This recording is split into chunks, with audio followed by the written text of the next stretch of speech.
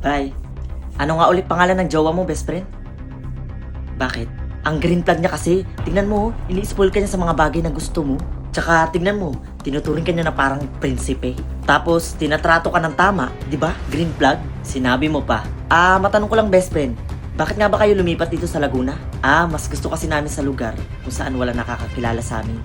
Ano naman kung may nakakakilala sa inyo? Oh, best friend, ba't ngayon ka lang? Anniversary kasi namin ng girlfriend ko. At nag-check-in kami sa, alam mo na. Uy, sana all. Tsaka nga pala best friend. May dumating palang sulat para daw kay Angela Abisado. Sino yun? Kapatid mo ba?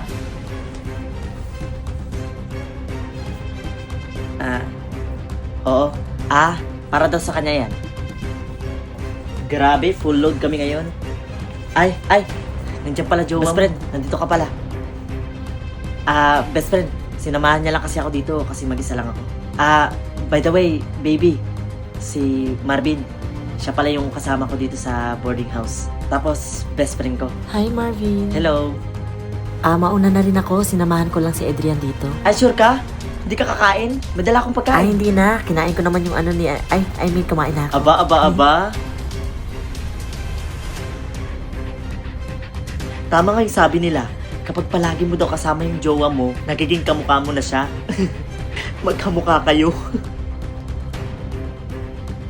Salamat sa kwentuhan na. Ingat Uwi ka na ha. ako. Sige, salamat Sige best friend. po. Hatid ko muna yung girlfriend ko sige best friend.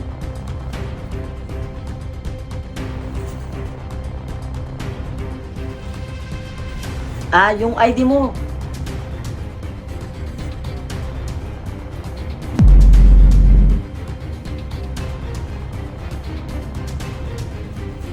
Kamusta naman yung pasok mo, best friend? Tapatin mo nga ako. Anong ibig sabihin nito? Best friend, sumagot ka. Anong ibig sabihin nito? Sabihin mo yung totoo. Kaya pala lumipat kayo dito sa Laguna? Kaya pala tagong-tago kayo sa relasyon nyo? Kaya pala, iwas na iwas ka kapag siya na yung pinag-uusapan? Dahil dyan, sabihin mo yung totoo. Sino tong Angela tsaka yung jowa mo? Iisa? Tama lahat ng nalaman mo, best friend. Best friend, please. Sinubukan naman namin pigilan pero hindi talaga namin papigilan yung nararamdaman namin. Please, best friend.